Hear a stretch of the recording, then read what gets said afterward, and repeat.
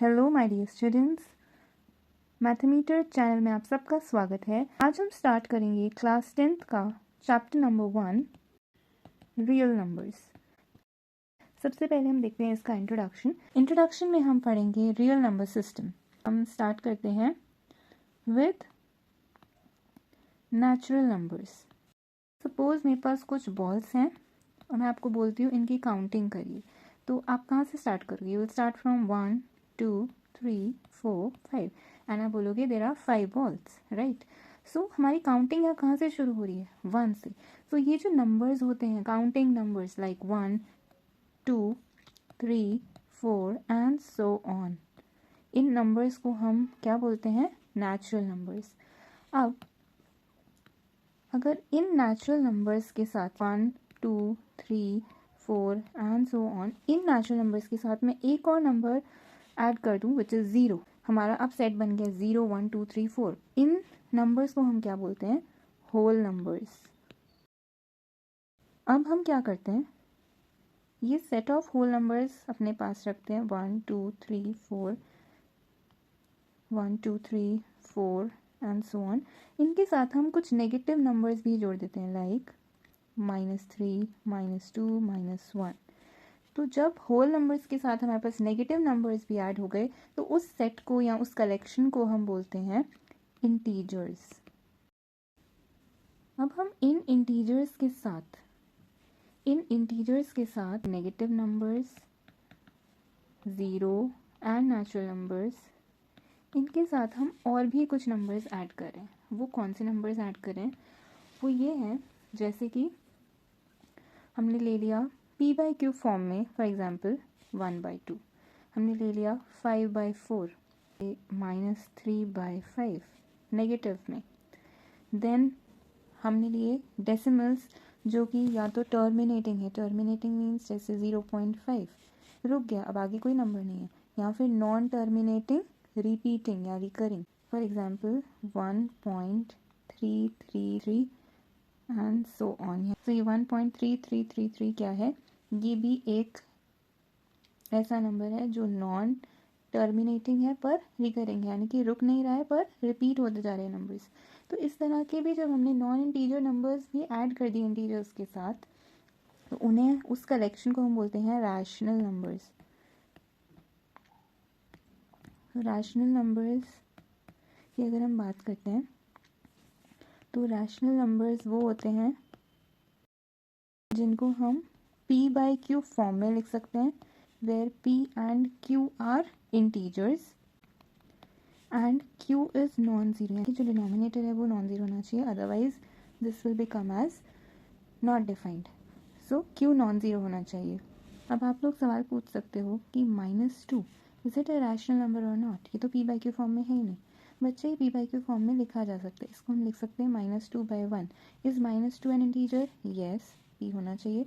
Is 1 N integer? Yes, q भी integer होना चाहिए। इज q नॉन ज़ीरो, यानी कि 1 नॉन ज़ीरो है, so yes q is non zero. तो मीन्स ये तीनों कंडीशंस अगर सेटिस्फाई हो रही हैं along with p/q form, then surely it is a rational number. Similarly हमारे पास यहाँ पे है 0.5।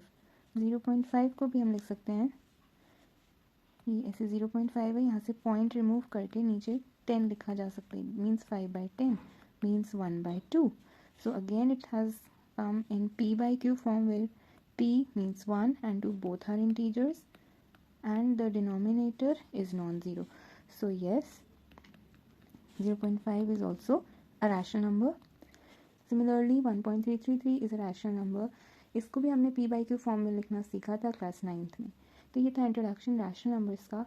अब हम आते हैं एक और कलेक्शन ऑफ नंबर्स का जो कि है irrational numbers. So, irrational numbers are those which cannot be expressed as p/q, where p, q are integers and q is non-zero. तो ये ऐसे नंबर्स होते हैं जिन्हें हम p/q फॉर्म में लिख ही नहीं सकते। For example √2। अब आप बोलोगे मैम √2 को हम √2/1 लिख सकते हैं, पर बच्चे √2 इंटीजर है क्या? नहीं, it's not an integer. Root 2 is not an integer. भले ही 1 इंटीजर है पर root 2 is not an integer. Root 2 is an irrational number. So root 2 हो गया, रूट 3 हो गया, सिमिलरली रूट 5, देन पाई हो गया. जब हम इन नंबर्स का डेसिमल एक्सपेंशन निकालते हैं तो वो कैसा होता है?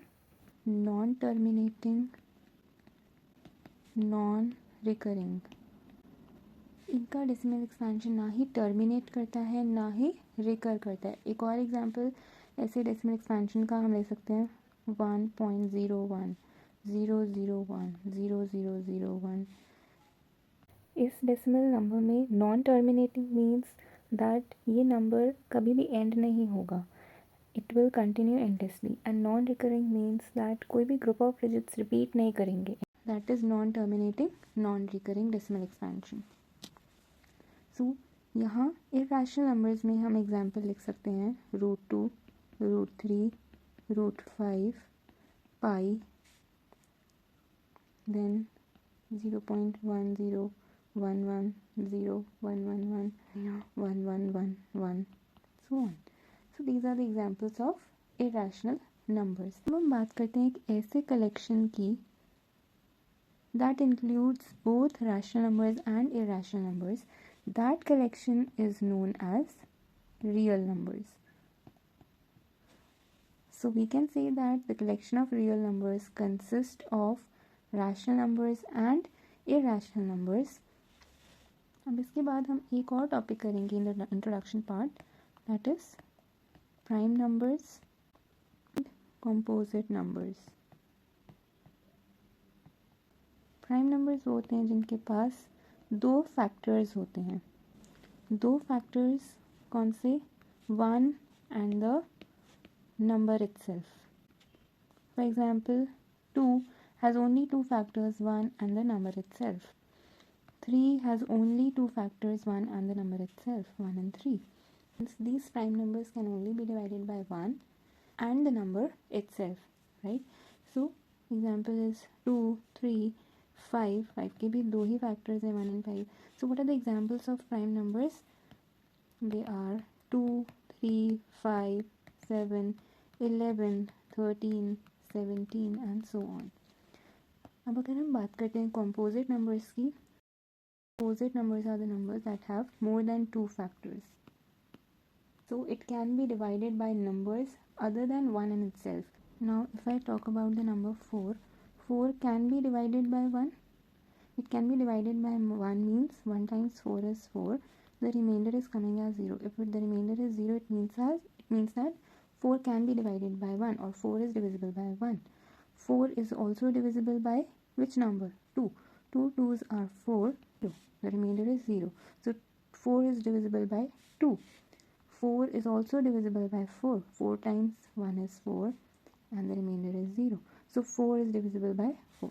So 4 किसके divisible है? 1 से, 2 से and 4 से. This means that 4 is a composite number, means it has 3 factors, it has more than 2 factors, right? Similarly अगर हम बात करते हैं नंबर 6 की, 6 के कितने फैक्टर्स होते हैं? 1 से डिविजिबल होता है, 6 से डिविजिबल होता है, 2 से भी होता है एंड 3 से भी होता है. Basically the factors. तो हम 6 के फैक्टर्स देख रहे हैं. सो हम यहाँ देख सकते हैं कि 6 के more than 2 factors हैं, that is there are 4 factors of 6. So this is all about prime numbers and composite numbers. इसके बाद हम स्टार्ट करेंगे with our first topic from this chapter. I hope आपको ये समझ आया होगा इंट्रोडक्शन. एंड आपकी कोई भी क्वेरीज हों तो आप नीचे कमेंट बॉक्स में बता सकते हैं. Thank you for watching and see you again in the next video.